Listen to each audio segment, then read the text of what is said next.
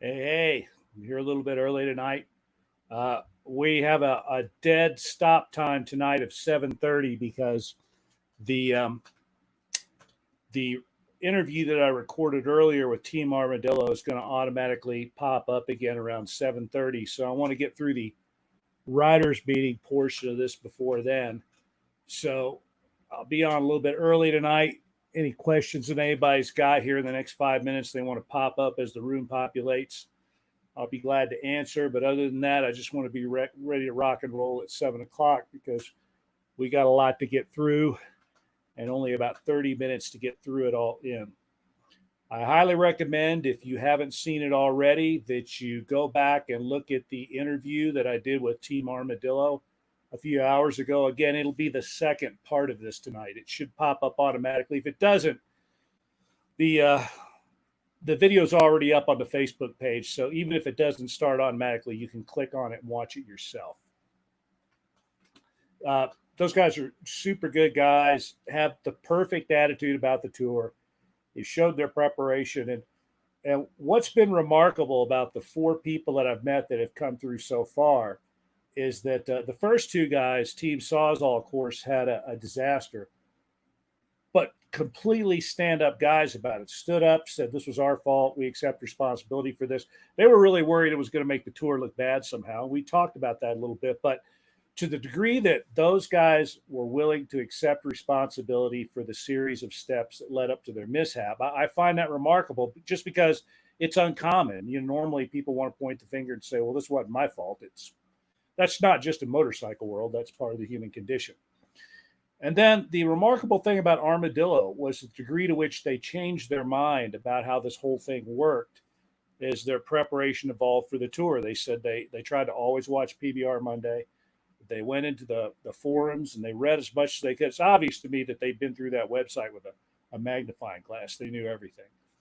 And as part of that process of discovery, of spending a lot of time looking at the maps, of listening to the PBR Mondays, of reading all the stuff on the forum and on the Facebook page, it occurred to these guys, both of whom are very strong riders. They race. I mean, they're as good as anybody. These are some solid dudes. It occurred to them that maybe there was something more to this than they had originally suspected. And if you listen to that interview, that comes across. They said, yeah, in the beginning, we said, nah, you don't need to do all that stuff. And then they figured out in time, fortunately, that maybe we should listen to some of this stuff. And then when they got here yesterday, that's why they had such a smooth ride. Those guys were smart enough and humble enough to understand this is something different. It's not like any other adventure ride you've ever done. It's certainly not a race, which is something we're going to address here in a few minutes. It is its own deal, and there's not really anything like it. So if you understand that and you make that part of your preparation and you keep that in mind as you're executing your plan while you're out riding the route, you're going to be a lot better off. The worst that can happen then is that, you don't make it. Not making it is not an awful thing. That's the most common thing. Less than 20% of teams make it. You got to have some luck along with a lot of skill and a lot of careful planning and preparation. The worst outcomes if you don't have any fun, at least as far as I'm concerned. And those guys said the same thing. And you will hear that comment echoed by the vast majority of people that showed up here and either made it or gave it a good go. We had a team that showed up last year, two of the strongest riders that have ever rolled up to the flagpole. A couple of kids. They might not. I think maybe the oldest of the two might have been 20.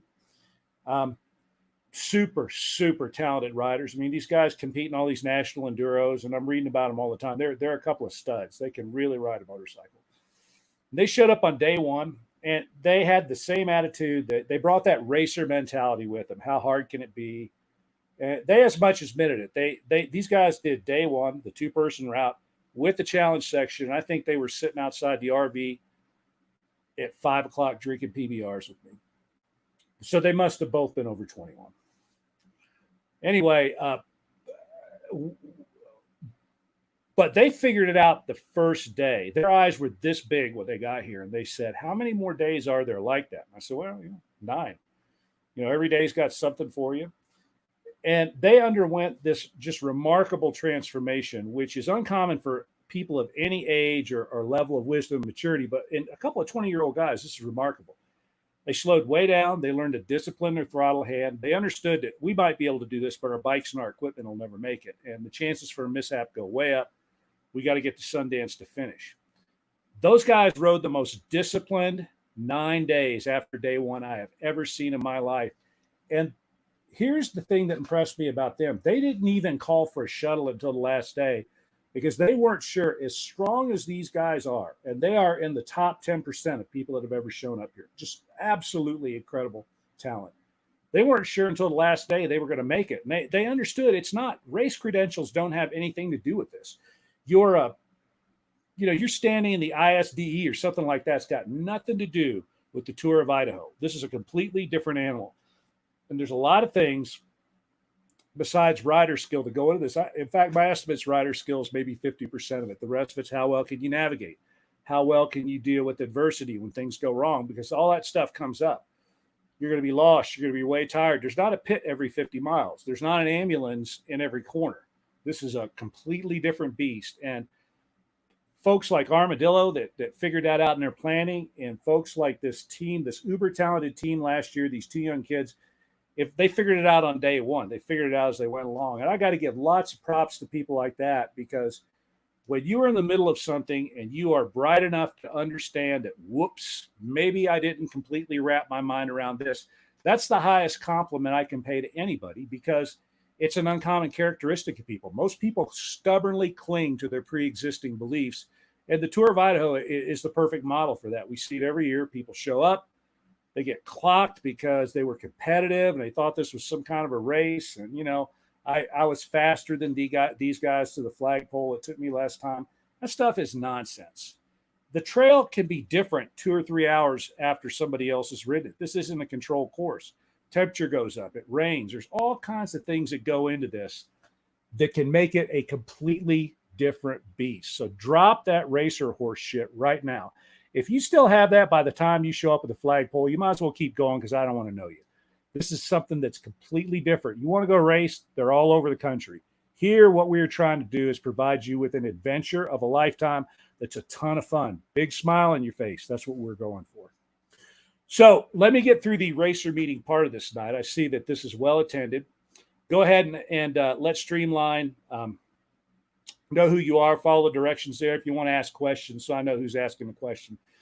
At some point, I'm going to need for everybody that's on a team this year that is riding the tour. By the way, a bunch of teams have canceled, so that calendar is getting to be less and less every day. Thanks a lot for letting me know that.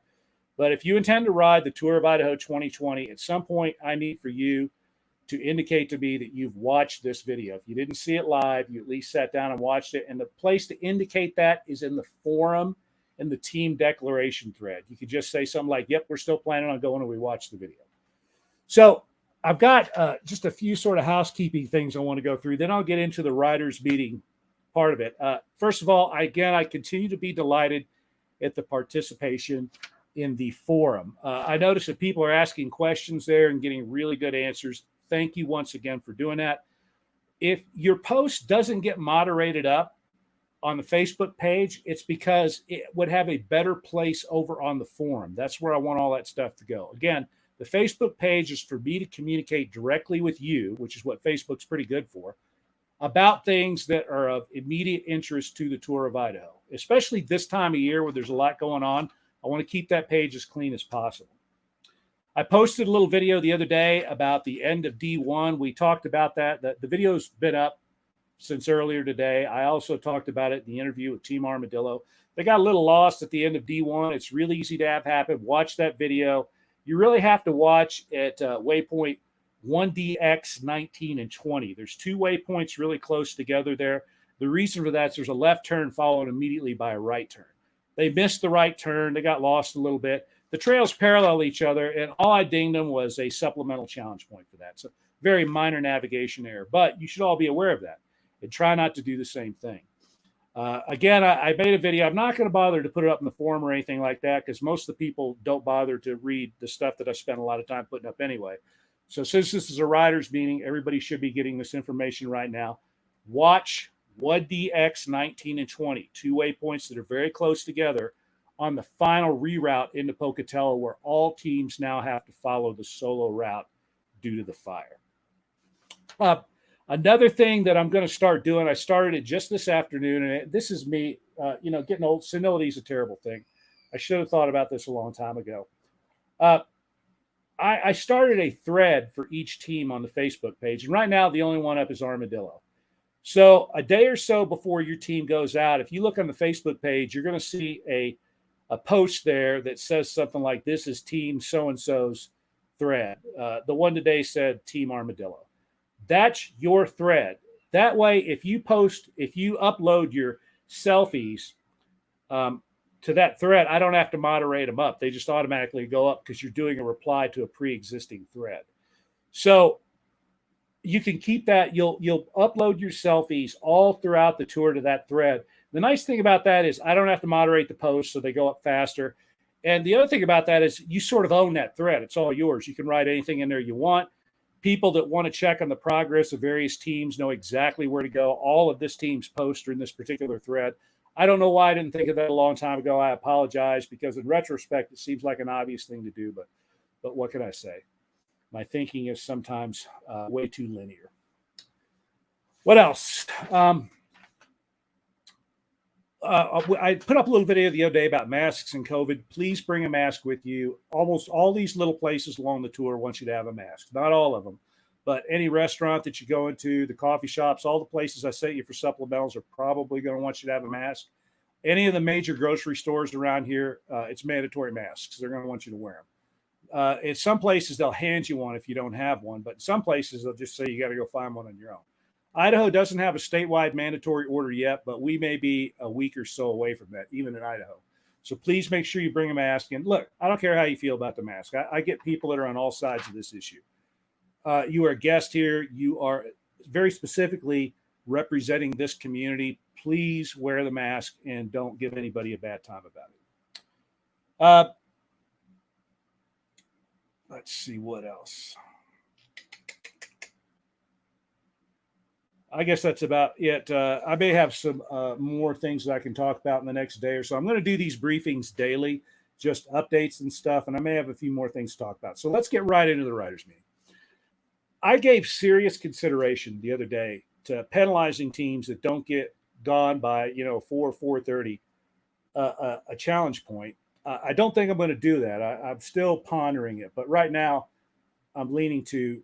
I just don't want to institute another rule, especially this late when people have already made their plans. But we've spent an entire year telling you about the wisdom of a very early D1 start.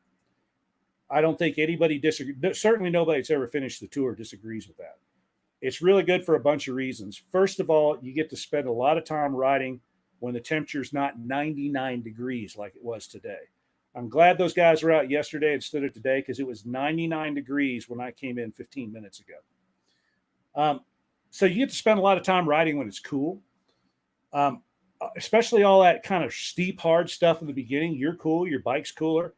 It really doesn't start getting hot until about the time you're hitting lava hot springs if you're on kind of a good pace. So a start of around 4 o'clock in the morning from Malad is a pretty good idea. You should be at that flagpole. You should be at the border when it's still dark. If I'm seeing a lot of daylight in that photo, you got there a little too late. Now, the guys that did it the other day, they drove over from California, and we talked about that a little bit. And I'll have them tell their own story later. That was another one of the series of mistakes that they made, trying to get in really late the night before, and it was just real tough for them to get going early in the next day. But in a lot of cases, I'm aware of the fact that people think, I don't need 15, 18 hours to ride 200 miles. I could do that easy. Well, maybe you don't. But the fact of the matter is, every year for the last 5 years, there's been a rider hurt on D1 because they were hauling ass. We can see it. I can clearly see it in your intervals and your splits. I look at the data in your PLB. And when I see people hauling ass, I'm sitting there making a mental note. I think this person is probably going to make it to about here before they have some problems. Virtually every year, somebody does that. And it's a brilliant plan. It works until it doesn't work anymore. Because, you get places really fast and you feel like you're the hottest dude out there. It works until it doesn't work. We've had many, many people life flighted off the Tour of Idaho for exactly that reason, and I'm just getting sick and tired of it. again, that's that racer mentality. When those guys earlier recorded that interview and they said, yeah, we had that in the beginning, but, day one kind of knocked it out of us. We did 2 takes of that. In the first take, I looked at one of those guys and said, you realize that about half the people watching this right now are going, yeah, but I'm way faster than those guys. It just never ends. And it's stupid, absolutely silly horseshit. I spend some time looking around on the interwebs because I'm retired. And every once in a while, I look around just to see what the gossip is running around the playground. I see people bragging about how they beat this team to the flagpole and stuff like that. Again, if you are that person this year, you better keep your ass going right on down the road when you get to the flagpole. Because if I know you've been doing it, I don't want to know you. That is not what this is about. And when people get hurt, that necessarily involves me. Who do you think gets all these calls from dispatch in the middle of the night when someone's hit the SOS button on their beacon? If it has anything to do with the Tour of Idaho and it's any of the local search and rescue groups, I get sucked into that. And I'm tired of getting sucked into that over knucklehead stuff. It's nuts for people to be riding day one as fast as I've seen some people try to do it. And again, the smart people figure that out and they learn to discipline that right hand and just slow down. And then the whole thing works great. Nobody gets hurt. Everybody has fun. So it's all about discipline. You have to exercise some right hand discipline, that stuff. Any fool in the world can put the hammer down. When I was road racing, the most entertaining thing in the world was to go to the rookie races after they did their racer school for 3 days. And then on Sunday, they actually get to be in their first real race. And it's a rookie race. All of us would go to the first corner because every one of those rascals, there'd be about 35, 40 kids on the grid. They all got some brand new R1 and brand new leathers and, $500 heel gloves and stuff like that. They were all super fast till they hit that first corner. And sometimes 35 would come in and 12 would come out. This is a little bit like that. And that's one of the reasons day one is what it is now. Hopefully, if you bring that attitude with you, you will be disabused of that notion by the time you get to the flagpole. Most people are, but some people aren't. You get hurt on day one, you're pretty close to help. You get hurt way deep in the tour, you might die. I mean, it could happen. It depends on how badly you're hurt. And every year, somebody has an accident that comes down to too much speed in the wrong place. Trail pace is what you want. Slow, steady. I ride at about 50% of race speed when I'm riding trails, if that much. Sometimes it's 25%. It depends on where I'm at. I want to just get through it. The other thing that Armadillo did was they ate lunch, they ate breakfast, they stopped, they rested, they hydrated. They did a bunch of things that are all smart. They didn't stop in Downey. I'm seeing that on pre-runs a lot. People stopping in Downey for gas. Makes no sense to me. Fill up your tank and put a little bit of spare gas in that bag. You're going to have to learn how to carry it anyway. You might as well do it on day one. Stop and lava. Eat, hydrate, fuel, all at the same time. Don't waste your time going into Downey. And by the way, if you do, don't make the mistake that I saw a lot of people doing on pre-run, where instead of going back down the way you went in and getting back on the route there were some people that cut that off, that just rode down the highway and skipped down at it. That'd be a challenge point penalty if you did that for reals, because you're cutting some time off when you do that and you're not getting back on the route at the earliest possibility. I suggest not going to Downey. I suggest you carry enough gas to get you to Lava Hot Springs, where you can fuel, eat, do a bunch of things all at once. All right. So moving on down the list. This is a personal locator beacon. I'm amazed at the number of people that carry these things that don't have any idea what they do and how they work. In fact, a lot of times I ask people, how do you hit the SOS? And they just start pressing on this thing that says SOS. Let me show you something. That's a cover to a button on the inside that you have to press. Now, there's a reason that this button has a cover that actually takes a little bit of force to displace. It's so that you cannot accidentally ever hit that button. When you signed up for a plan, when you bought one of these things, they had all this stuff you were supposed to read, and then there's a checkbox at the end of it that says, I acknowledge that I've read and understood all this stuff. And among the other things in that agreement are that you understand what happens when you hit that SOS button. Someone described this the other day, and I'm stealing a phrase from somebody else. She described it as, that's the tap out button. When you hit that SOS button, you don't move. You sit your ass wherever you're at, and you wait for the helicopter, which will be coming presently. There's a team the other day that had an incident, resulted in a spiral fracture, fairly serious injury. They hit the SOS button, but they didn't understand what the SOS button did. And again, these guys feel worse about that than anybody. They are completely stand up about this. The helicopter flew over my house on its way out to get him. Dispatch is on the phone with me. I hear the helicopter going over. They're talking about it. That rider could have been in a hospital in about 30 minutes after he hit that button. Instead, they chose to chase down a guy in a side-by-side and spend 3 hours getting to the same hospital. And with that type of injury, it's so easy to exacerbate that injury and make it worse than it is. That's nuts. Also, someone scrambled a helicopter. It took off. I got an earful from dispatch about that. Now, initially, I wasn't going to talk about this because I don't want those guys feeling bad, but we talked about it. They think that that's part of the learning process. So I don't think they mind that I'm telling you about this. They were extremely chagrined. When you hit that button, sit there and wait for the cavalry to come. Make sure you paid your life flight insurance. Get the insurance plan from Garmin. That's the best no-brainer in the world. It's for 1 month. I think it's going to cost you $129, where they will fly you any place you need to go.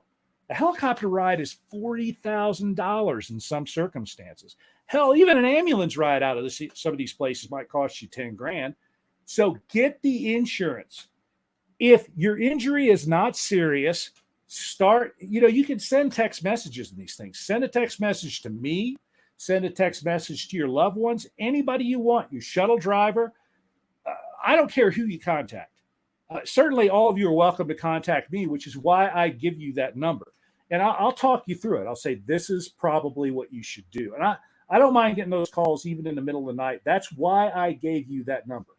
But once you do this and hit that button, that's tap out. At that point, it's not up to me anymore. I'm not involved. You wait for the rescue team to come and get you. You will get a series of notifications through your PLB. They'll tell you help's on the way. If you have me in your contact list, they will call me to let me know what's happened, and that's just fine. I encourage you to do that. But when you wave off a helicopter, that same dispatcher calls me, and I have to hold the phone this far away from my ear because they're a little upset. The hospitals around here are all full. In fact, Portneuf is overflowing right now. So, and it's not COVID, believe it or not. It's just this is the time of year when people are out and they have a lot of accidents. People have water skiing accidents and side-by-side accidents. They scramble a helicopter to come get you. That helicopter probably would have had someplace else to go, if not about the same time, immediately after. So it's a waste if you do something like that. So please, please, please understand what this thing is. Go back, read your agreement. Make sure you have the right kind of insurance. Make sure you know what it is. This is why we tell you don't buy one of these things right before the trip. Buy it a few months in advance. Make sure you know what to do. But whatever you do, if you hit that SOS button, wait for the cavalry. They'll be coming pretty soon. One of the things that they do on some of these things is they actually shut down your ability to contact a lot of people because they specifically do not want you to call a bunch of other people that may interfere with the rescue that's coming, the professional rescue effort. So again, PLBs, know what they are, know what they do, know what the button does. And if you hit that button, it should be serious, and you should be prepared to wait for the help that is coming. If someone comes along, just ask them to wait with you. I get that. So enough of that. I want to get through the rest of this as quickly as I can. Have emergency plans. It's not uncommon that something bad happens to you when you're out there. You should have thought about that, because at the moment, if you fall down and you're hurt, or you fall down, your bike's all jacked up, or you lose it off a side hill, the adrenaline starts flowing, you're amped to the max, your fight or flight reflex kicks in. It's hard to think clearly in those circumstances, especially like you're on day 7 or 8 and you are just absolutely gassed. And then this thing happens and you went from being really tired to just this incredible surge of adrenaline. That's when, I know a lot of you are pilots out there. Pilots, through years of training, are disciplined to go through a checklist in situations like that, because the checklist, panic, all that kind of stuff, you got to go right down this list. All of you should have a checklist like that as well, and write it down if you can't remember it. If something goes wrong, and it doesn't have to be a specific thing, just if in an emergency, this is what I need to do. And the first thing you need to do, and this is emergency planning 101, is assess the situation. Every emergency search and rescue program I've ever participated in, backcountry first aid, backcountry EMT, all that stuff, assess the situation is right at the top of the list. You have to know what you're dealing with first. Launch your bike off a side hill. How far down is it?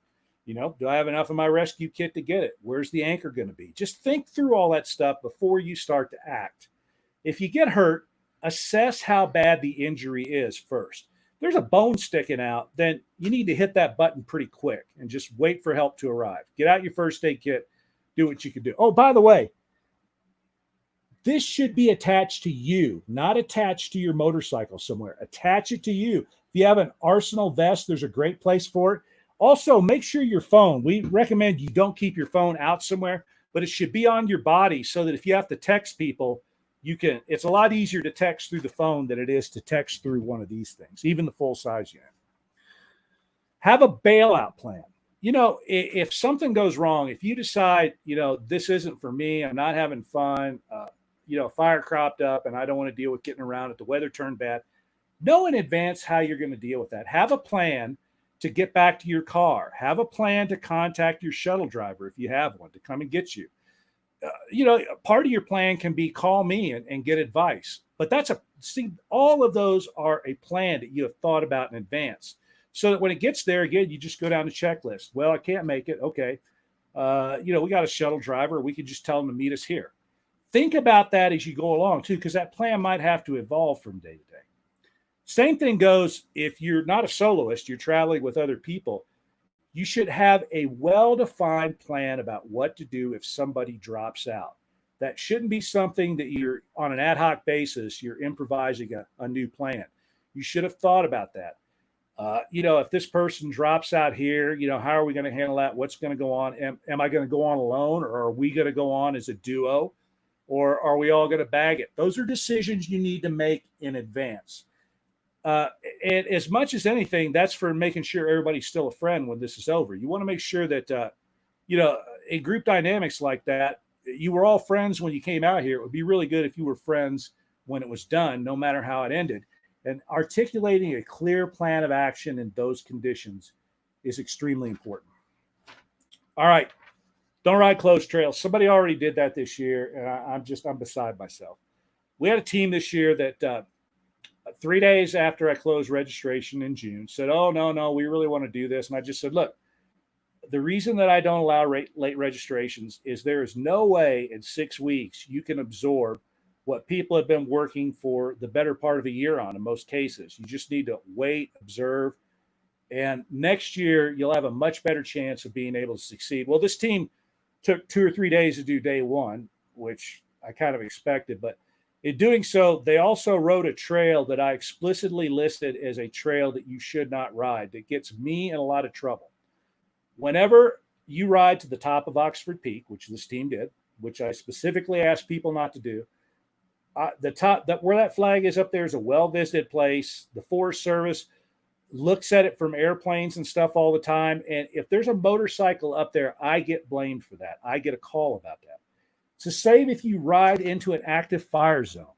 So a few years ago, I don't think these were T1 guys. I think they were T2 guys. They weren't official riders, but a couple guys rode around some guys that were trying to flag them down. They rode into an active fire zone. Then when they got caught, they threatened these guys. You're denying us our God-given rights to ride a motorcycle wherever we want. Really got into it with fire crew. I get a phone call 2 days later from a guy back in D.C. who's like the incident management coordinator for the entire Western United States, which at that time was all on fire. And it's another one of those kind of phone calls that goes like this. I got to hold the phone a great distance from my ear to listen to it. If you are the subject of one of those phone calls, it's going to be a DQ. Don't do something like that. I work my ass off to try to make this thing work, and I ask very little of other people. I ask you to read the stuff. I ask you to pay attention to what's going on. I ask you not to ride closed trails. Accidentally riding a trail that's closed is not the same thing. You didn't know. I get that. But in most cases, we're pretty explicit about don't make the mistake of riding. Like everybody should know not to ride at the top of Oxford Peak because it's right in the route book. It tells you don't do it. So these guys, if they didn't know, then they're too stupid to be on the tour. But I think they probably did know and they just didn't care. It's the same with these guys that rode into this fire zone. They knew that what they were doing was wrong. They just decided they're hot shit and they're going to do it anyway. We don't care what anybody else thinks. Well, you're not Tour Lido material if that's your attitude, because you are knackering it for everybody. Everybody. All right. And finally, the last thing is do not get hurt. You are not permitted to get hurt on this. You're supposed to be having fun, and losing a foot or something like that, compound fractures, all that kind of stuff that shows up every year. That's not fun. You're not going to enjoy the recovery from all that. It's expensive. And, in some ways, there's no skin off of my nose, but in other ways it is. I take a lot of pride in this, and we're trying to set it up so that it's a fun activity, not a living on the edge of death activity. That's not what this is. We want you to make it. You can't make it if you're riding around with a bunch of broken bones. So you are forbidden to get hurt on the Tour of Idaho. Slow down, do whatever you got to do. Make sure that you arrive at Sundance Mountain with a big old smile on your face. Look, you got to get to Sundance. It doesn't matter how fast you got to the flagpole. What matters is, did you get to Sundance Mountain in 10 days on the trail? Other than that, the only thing you got to do is get to Pocatello before midnight. And even old, slow guys like me can do that. All you got to do is start early enough in the morning and just keep going. It's not that hard. You just got to keep moving. Your navigation's got to be dialed in pretty well. Then it's all good. All right. So we got like 3 minutes left. I see there's a bazillion people out there.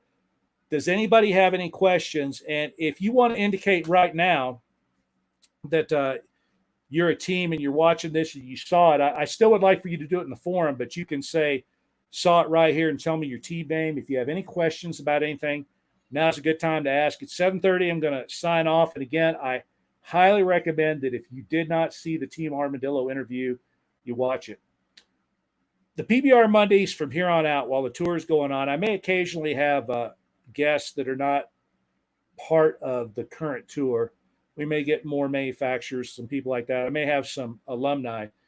But for the most part, I think what I'm going to try to do is, while the tour is going on the next 6 weeks, I'm just going to bring teams in here as they come through. Most of the time, they won't be available for a live PBR, but I can do a recording like I did today, and we'll just make that a big part of PBR Monday, along with trail updates. All right, I'm seeing a lot of people out there, but I'm not seeing any questions whatsoever. So, one last time, ask away if you got questions. If not, I'm going to sign off. I'm going to go to sleep. I like to get up way early in the morning. I'm usually up about the time that the smart teams are launching from Latin. I think there's nobody leaving tomorrow, but I think there's a team leaving Wednesday, and I think there's a team leaving Thursday. So tomorrow, Wednesday, I will start threads on the Facebook page for those teams to upload all their selfies. Now, I promised everybody I wasn't going to have any more Come to Jesus meetings, and I'm sorry I had to go back on that promise. Bad on me. But this is probably pretty much like every other writers meeting you ever heard. There's a little bit of Come to Jesus in it.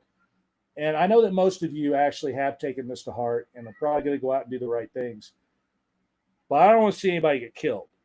And we have had life flight incidents off the Tour of Idaho. And in every single case that occurred, it was absolutely a case of pilot error. And it always comes down to the same factor: too much speed. People busting through this course. I want to own every record. I'm going to do every challenge section. You don't know what you're getting into if that's your attitude. Again, if you still believe that by the time you get to the flagpole, keep on going. All right, that's it. I'll have updates all this week. We'll do another PBR Monday next week, and hopefully I'll have several interviews to upload at that time. It used to be that I did the live interviews when people got to the flagpole. I'm not always able to do that this year. Again, my wife works nights. I have 2 extremely small children at home, and the time most teams are getting here is about the time I'm trying to get them settled down and go to bed. And so I can't go outside for a half an hour or so while they're in here. I'm afraid they might torch the house or something while I'm out in the yard. So anyway, best of luck to the teams that are starting this week. Thanks, everybody, for showing up. I'm looking between the 2 feeds. This is one of the best live participation events we've had. I hope you all knock it out of the park. Trail looks really good all the way up through D8, and beyond that, we'll see.